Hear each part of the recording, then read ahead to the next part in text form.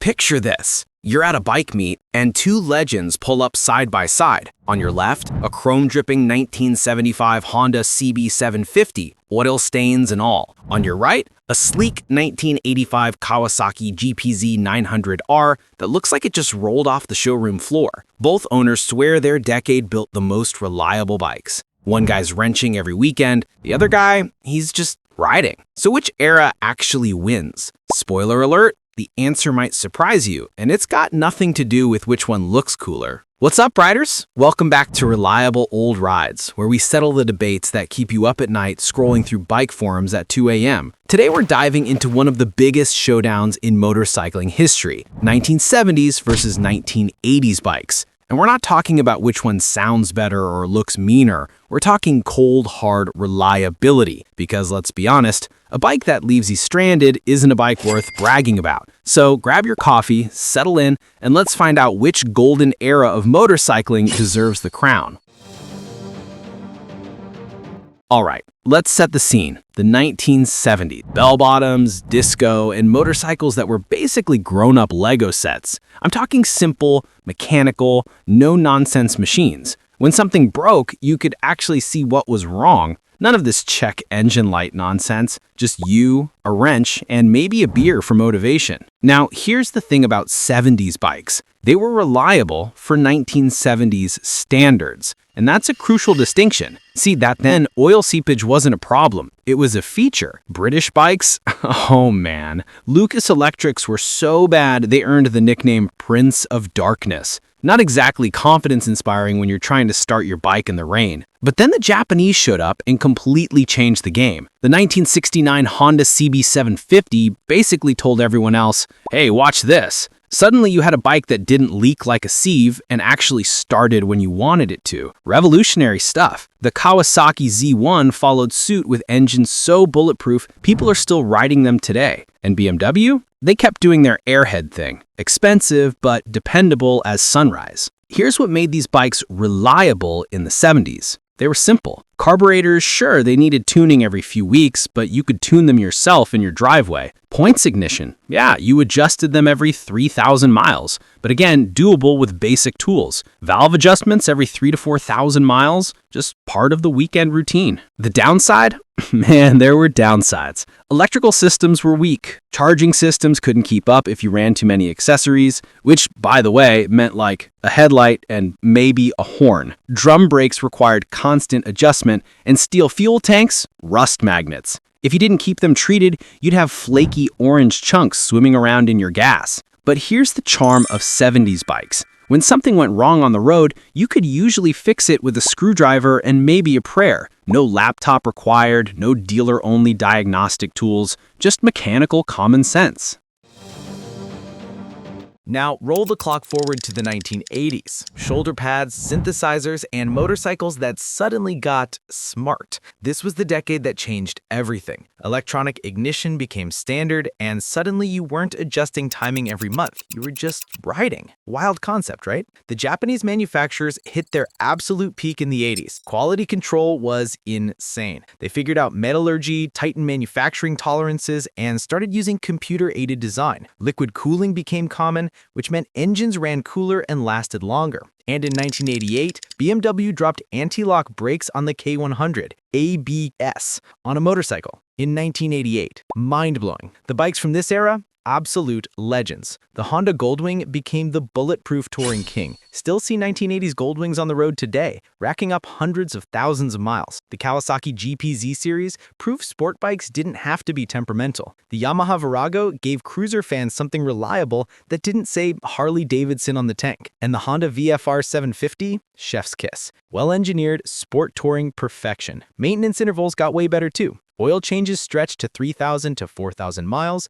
Valve adjustments, try 7,500 to 15,000 miles. Electronic ignition meant you never touched timing again. Better chain technology meant less frequent adjustments. It was like bikes finally grew up and stopped being so needy. But, and there's always a but, things got complicated. Early electronic fuel injection had teething problems. Some systems were genius, others were nightmares. More complexity meant more expensive repairs when things did go wrong. And and you started needing specialized tools. That shade tree mechanic vibe from the 70s, yeah, that got trickier. Early plastic fairings cracked and faded in the sun, and while the electronics were generally more reliable, when they failed, you weren't fixing them roadside. You were calling a tow truck. But honestly, that happened way less often than electrical gremlins in 70s bikes. Okay, so we've painted the picture. 70s bikes, simple, fixable, but kinda needy. 80s bikes, sophisticated, reliable, but complicated. But let's get into the nitty-gritty details that actually matter if you're thinking about buying one of these classics today. And real quick, if you're enjoying this deep dive and haven't hit that subscribe button yet, Do me a favor and smash it now. because apparently YouTube likes that, and honestly, I like knowing you're out there nodding along with me.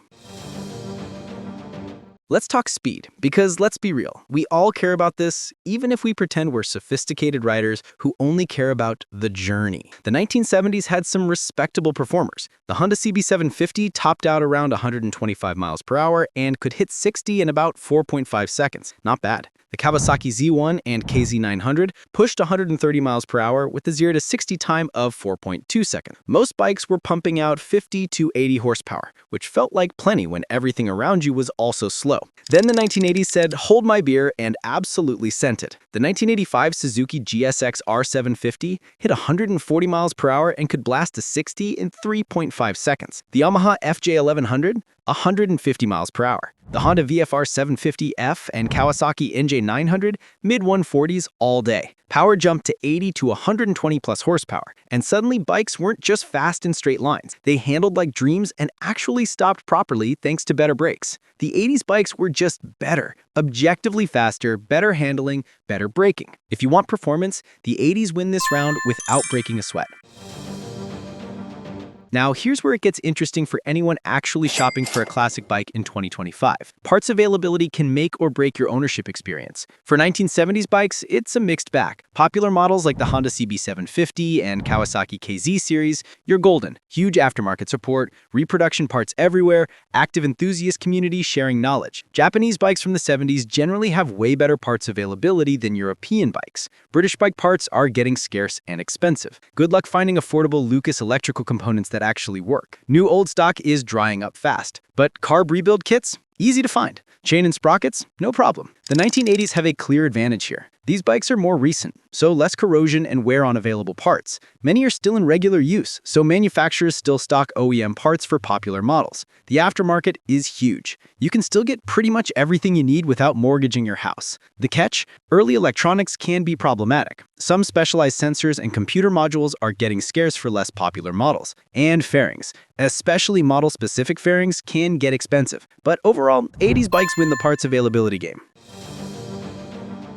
Let's talk about what it actually means to own one of these bikes. 1970s bikes demand attention. Oil changes every 2,000 to 3,000 miles. Valve adjustments every 3,000 to 5,000 miles. Constant points and timing adjustments. Carb syncing regularly. Chain maintenance every 300 to 500 miles. Each service is cheaper, but you're doing them all the time. It's like dating someone high maintenance. Lots of small demands that add up. The 1980s bikes are more like a low-drama relationship. Oil changes every 3,000 to 4,000 miles. Valve adjustments stretch to 7,500 to 15,000 miles. Electronic ignition never needs adjustment. Less frequent carb work. Better chains that last longer. Each service costs more, but you do them way less often. More money per visit, but fewer visits overall. If you're someone who loves wrenching and sees maintenance as bonding time with your bike, the 70s approach might actually appeal to you. But if you just want to ride without constantly thinking about the next adjustment, the 80s are your jam.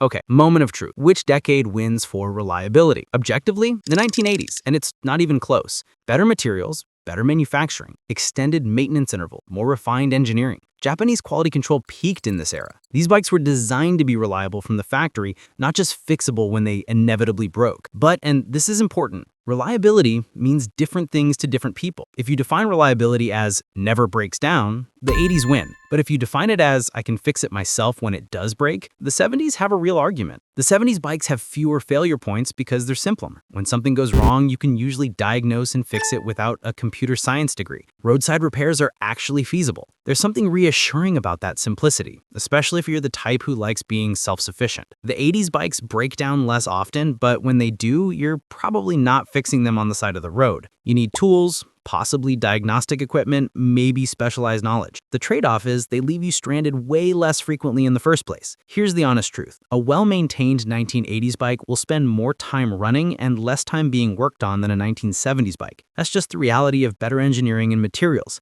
But a 1970s bike will teach you more about motorcycles and give you those "I fixed it myself with a butter knife and determination" stories that never get old.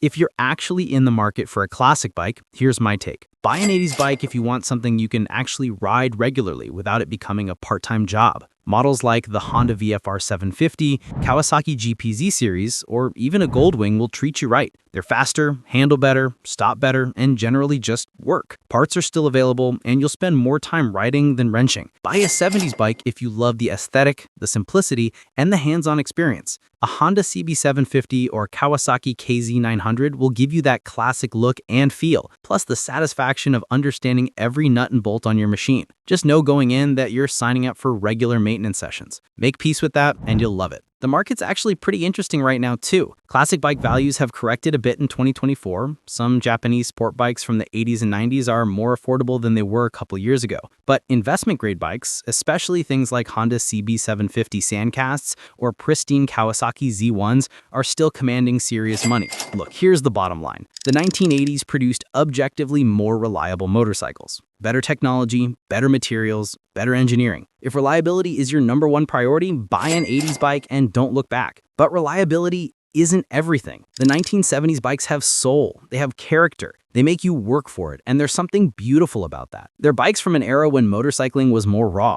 more mechanical, more connected. Every ride feels like an achievement because you know you kept that machine running through your own effort and knowledge. Both eras produced absolute legends that people still love today. The CB750, the Z1, the Goldwing, the VFR 750, these aren't just motorcycles, they're icons. And whether you choose 70s simplicity or 80s sophistication, you're getting a piece of motorcycling history. The real winner? You, for getting to ride these incredible machines. Whether you're adjusting points in your garage every weekend or just hopping on and riding, you're part of a community that appreciates these bikes for what they are. Rolling art that happens to transport you from place to place. So which era do you prefer? Are you team 70s simplicity or team 80s technology? Drop a comment and let me know. And if this video helped you figure out which classic bike might be in your future, hit that like button. It actually helps other riders find content like this, and I appreciate it. Until next time, keep those classics running, whatever decade they're from. This is Reliable Old Rides, reminding you that the best bike is the one you actually ride. Catch you on the next one.